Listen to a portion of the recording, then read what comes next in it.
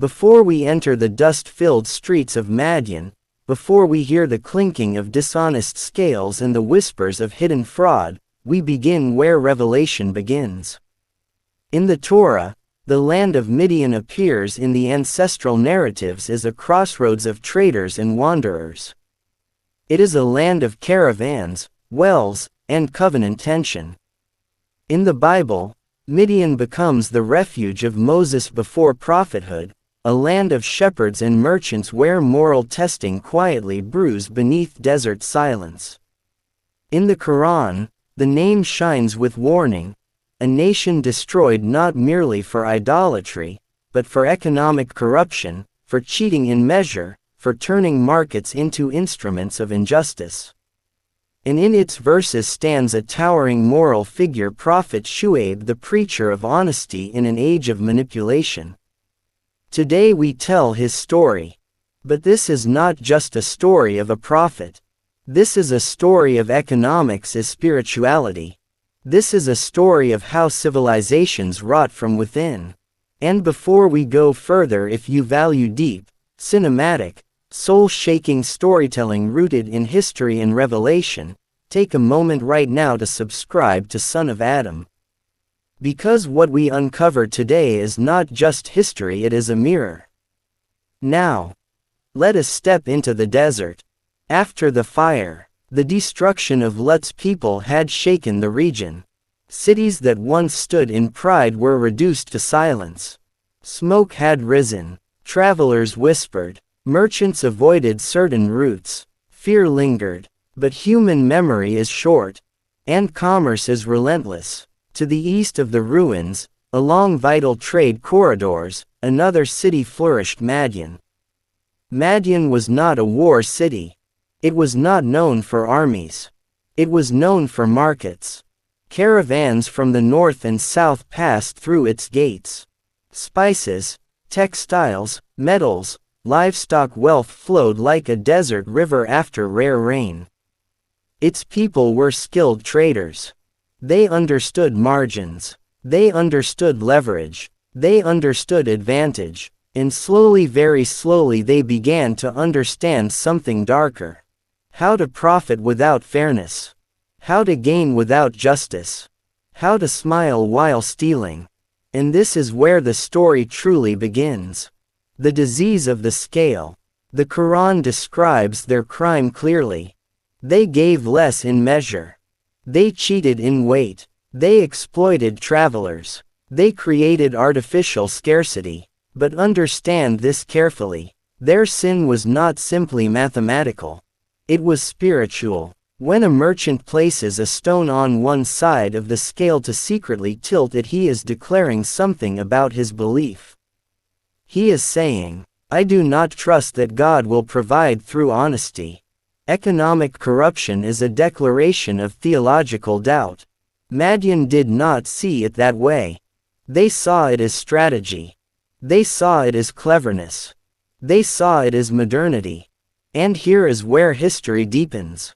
Because while Madyan manipulated scales in the desert, the broader world was also transforming. The parallel world, far to the northeast, in Mesopotamia, the successors of Hammurabi governed complex urban societies. Written laws regulated contracts. Trade codes were inscribed in clay. Civilization was becoming bureaucratic. To the west, the Middle Kingdom of Egypt was transitioning through political shifts. Administrative systems were strengthening. Grain storage and taxation were becoming precise tools of state control. And across the Levant, trade networks expanded. Maritime routes and caravan lines connected cultures that had once been isolated. This was an age of economic sophistication. Trade was no longer simple barter. It was organized, measured, recorded, calculated, and whenever systems grow complex, opportunities for hidden injustice grow with them. Madyan was not backward, it was advanced, and that is what made its corruption so dangerous. When markets replace morality, the people of Madyan believed in God. They were not atheists. They were not ignorant of revelation. They simply compartmentalized faith. Prayer was spiritual. Trade was practical. Religion was ritual. Commerce was competitive. Sound familiar? Shu'ayb rose among them not as an outsider but as one of their own. Respected, articulate, known for integrity, and when he spoke, he did not begin with abstract theology. He began with the market. Give full measure and weight in justice. It was a revolutionary sermon. Because he exposed what they hid. He told them, corruption of scales is corruption of souls. Fraud is disbelief in provision. Exploitation is spiritual decay. And this is where resistance began. The mockery of power. The elites laughed. They said, "Does your prayer command you that we abandon what our fathers practiced?" Listen carefully. They did not deny his logic. They attacked his devotion. When a society cannot defeat truth intellectually, it mocks it socially. They framed him as impractical, idealistic, naive, bad for business. And here is the turning point. Because economic systems create beneficiaries, and beneficiaries defend corruption fiercely.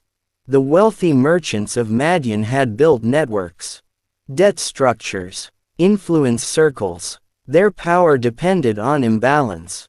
Shu'ayb threatened that imbalance, and so they escalated, not immediately with violence, first with ridicule, then with pressure, then with threats. A prophet of economics, unlike other prophetic missions that confronted idol worship directly, Shu'ayb's central battlefield was economic injustice. This is profound, because it reveals something often overlooked. Financial systems can become idols. When profit overrides principle, when gain overrides gratitude, when growth overrides justice, markets become gods. And societies begin to bow unconsciously. Shu'ayb did not merely preach honesty. He preached tawhid in the marketplace. He connected scales to salvation, contracts to conscience, wealth to accountability, and that terrified them, because idols of stone can be broken. But idols of profit are defended with everything. The psychology of corruption. Let us pause and examine something deeper. Why did Madyan refuse reform? Because corruption creates comfort, and comfort dulls fear. When injustice becomes normalized, it no longer feels like sin.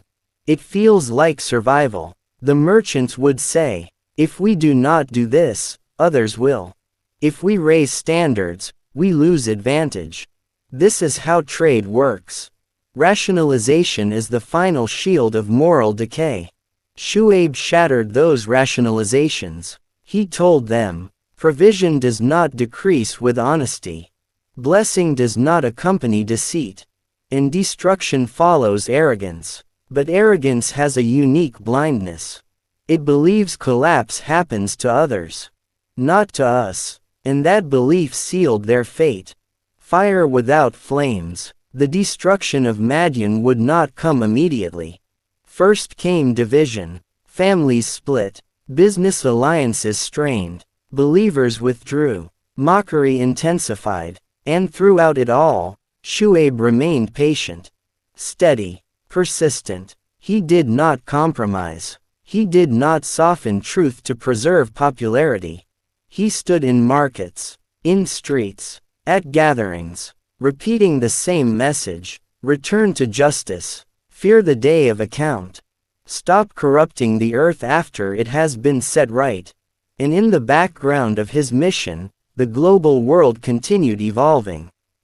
Laws were written in Mesopotamia. Grain was counted in Egypt. Ships sailed the Levant. Civilization advanced. But spiritual integrity declined. Because progress without morality accelerates collapse. And Madyan was about to become a warning etched into history. The markets of Madyan did not collapse in a single day. They trembled first, not physically, morally. A city does not fall when its buildings crack. It falls when its conscience fractures. And in Madyan, the fracture lines were spreading. When truth becomes threat, the call of Prophet Shu'ayb had begun as a voice among voices. Now it had become an obstacle. Merchants complained in private gatherings. Debt lords whispered in shaded courtyards. Caravan leaders spoke cautiously at night. This man is hurting confidence. This man is scaring investors. This man is weakening trade. Notice the language. They did not say, "He is wrong." They said, "He is dangerous." Truth becomes threatening when profit depends on deception. And Madyan's prophet did. Shu'ayb's message had begun reshaping behavior among the weaker traders. Some started giving full measure. Some stopped exploiting travelers. Some began repaying unfair margins. And something terrifying happened. Customers noticed. Honest stalls gained trust. Dishonest ones began losing credibility. For the first time, corruption felt vulnerable. And the elite understood something critical. If this reform spreads, we lose control. The Council of Arrogance, the leaders assembled. We are not given their names. But history always produces this class. Men of influence, guardians of status quo, protectors of imbalance. They summoned Shu'ayb, not to debate, to intimidate. They said, "We will expel you and those who believe with you." Exile. This is how corrupt systems neutralize reform. If you cannot silence truth logically, isolate it socially. But listen carefully to the arrogance hidden in their words.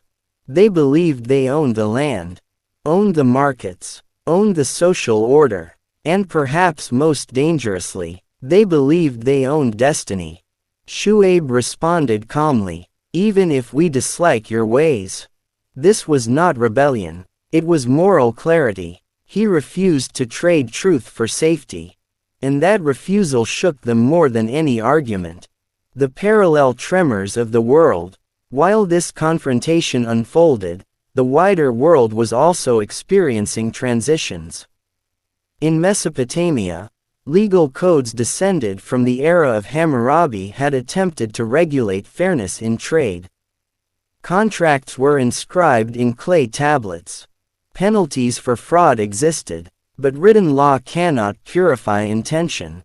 Regulation without righteousness becomes bureaucracy. Meanwhile in Egypt, transitions following the Middle Kingdom of Egypt created shifting power centers. Grain systems were monitored, taxation intensified, central authority strengthened. Civilizations were becoming more organized, more structured, more administratively advanced. And yet, economic injustice persisted everywhere. Shu'ayb's mission was not primitive. It was prophetic intervention at the dawn of globalized commerce. Because as trade routes across the Levant expanded, so did opportunities for exploitation. Caravans grew larger, margins grew thinner, competition intensified, and fear of loss fueled dishonesty. The world was modernizing, but morality was not keeping pace. The fear of collapse, the elites of Madyan gathered again. This time less confident. Reports were spreading. Some markets in nearby regions respected Madyan less. Rumors circulated of dishonesty. Trust, once lost, travels faster than caravans. And trust is the backbone of trade. Shu'ayb had warned them, "Do not sit in every path threatening and hindering from the way of God." This was more than highway robbery. It was systemic intimidation. They discouraged ethical trade. They mocked honest sellers. They pressured families of believers. Because corruption is rarely individual, it becomes institutional. And institutions defend themselves ruthlessly. But something else began happening. A strange phenomenon. Drought. Heat intensified. Skies withheld relief. Markets slowed. Travelers avoided routes. Confidence dipped. Was it coincidence? Was it warning? The Quran hints at stages of punishment. Mercy does not withdraw abruptly. It retreats gradually. Opportunity after opportunity is given. And Madyan ignored each one. The illusion of security. Arrogance blinds differently than ignorance. Ignorance does not know. Arrogance knows but dismisses. The leaders of Madyan said, "If you are truthful, bring the punishment." It was a challenge, but also a psychological defense. When fear becomes overwhelming, mock it.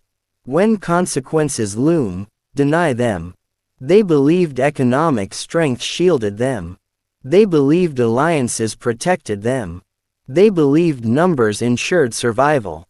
And perhaps most dangerously, they believed history had no memory. But history always remembers. The shadow before the storm. The day of the shadow. This is how tradition describes what followed.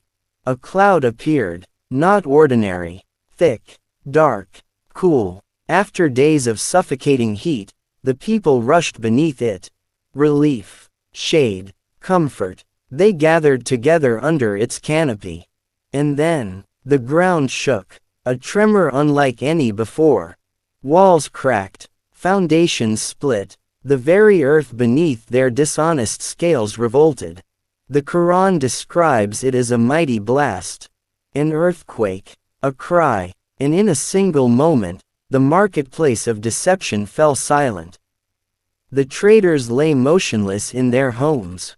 The streets emptied, the scales stilled, and the city that had measured dishonestly was measured itself perfectly. Why earthquake?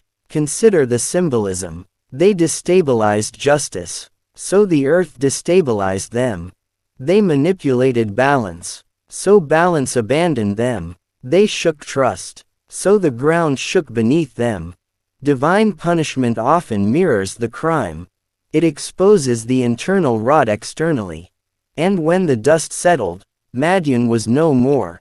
The prophet who wept, Shu'ayb, did not celebrate. He did not rejoice. He turned away and said, "I conveyed to you the messages of my Lord and advised you."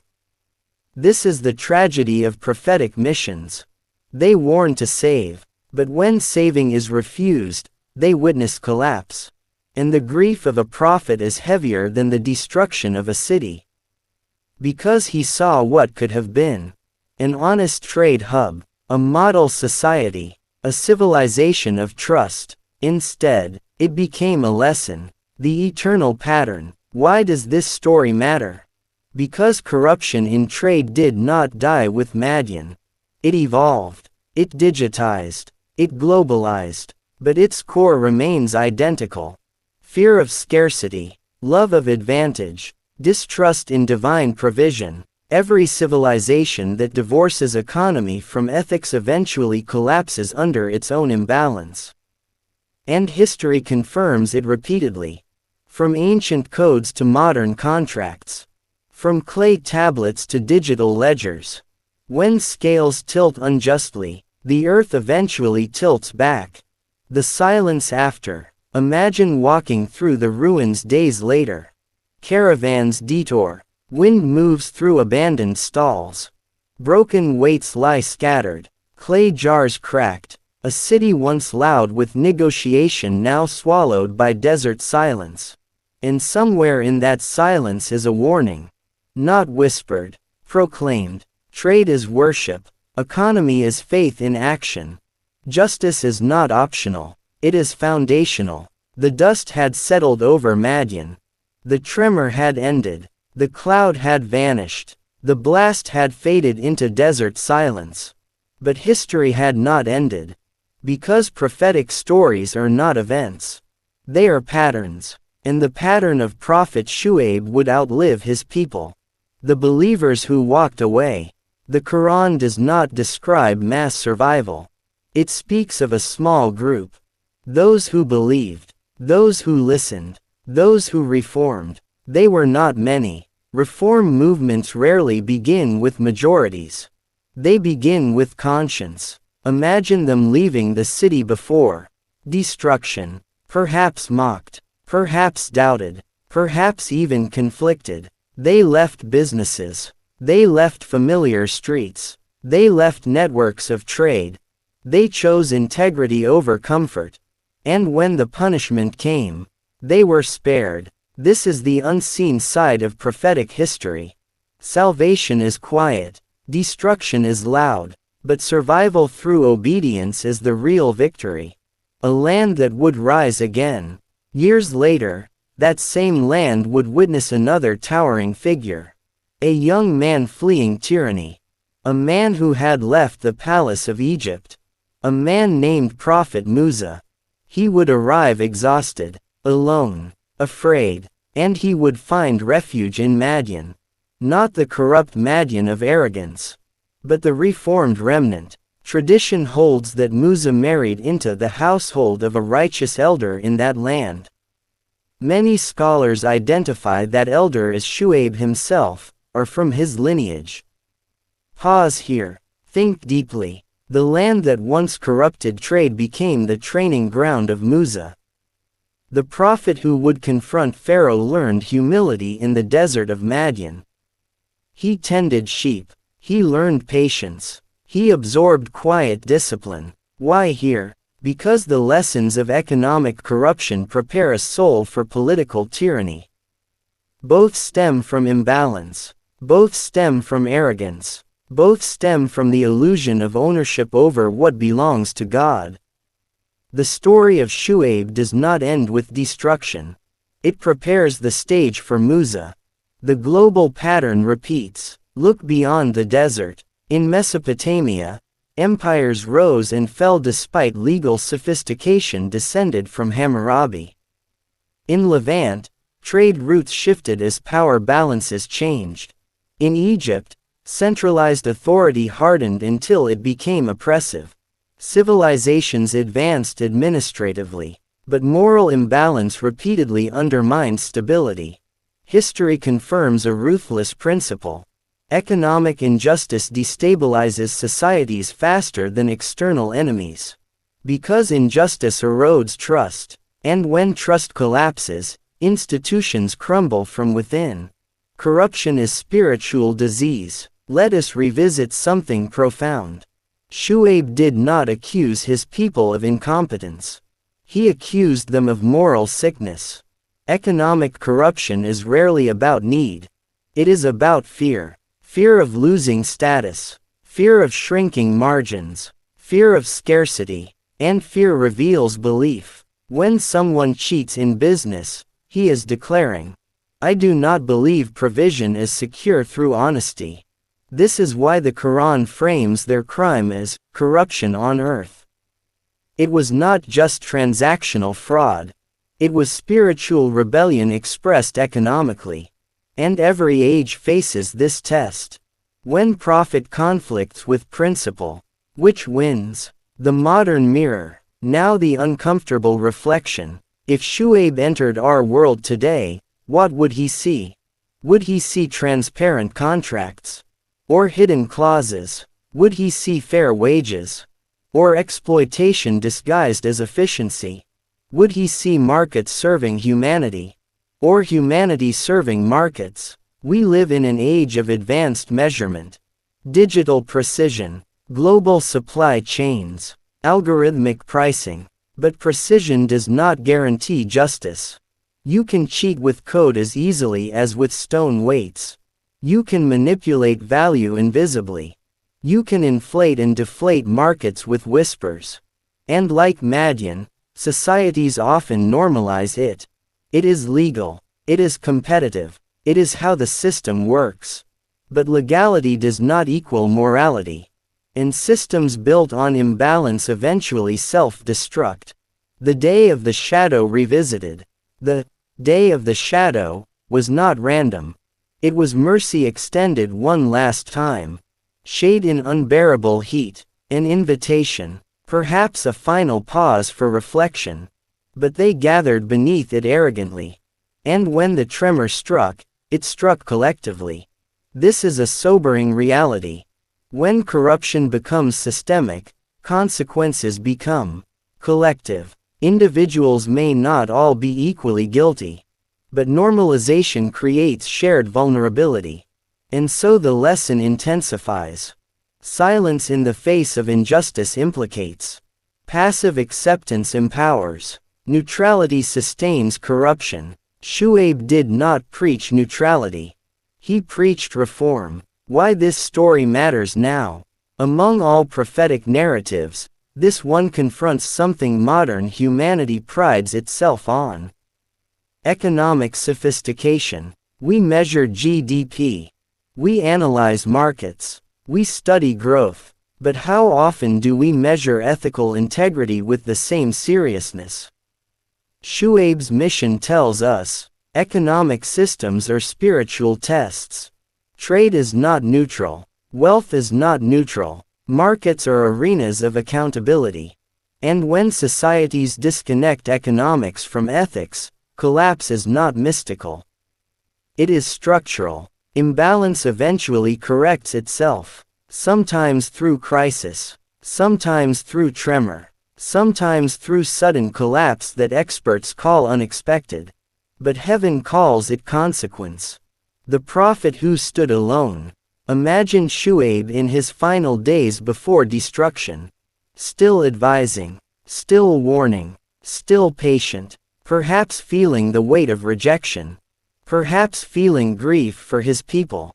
Yet unwavering. This is the dignity of prophetic character. They do not dilute truth to gain followers. They do not soften warnings to preserve comfort. They stand, even when standing costs everything. And that is why their stories endure while civilizations vanish.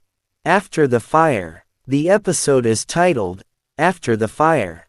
Because the fire of Lut preceded this. And the fire of corruption burned in Madyan's markets. But after every fire comes revelation. The fire exposes impurities. It reveals foundations. It clarifies what truly matters. Madyan burned without visible flames. Its fire was imbalance. And its ashes became warning. The question we cannot escape. So now we ask the question that refuses to stay buried. If Shu'ayb walked into your marketplace, into your business, into your contracts, into your negotiations, would you feel comfort, or discomfort? Would his call to full measure threaten your margins, or affirm your integrity? Because prophetic stories are not about them. They are about us. If this episode moved you, challenged you, unsettled you in the best way, then stay connected with Son of Adam. Share this episode with someone who thinks faith is separate from finance. Because the lesson of Shu'ayb is not ancient. It is urgent. Civilizations do not collapse overnight. They erode scale by scale, weight by weight, compromise by compromise, until the tremor comes. And when it does, no contract can renegotiate with the earth.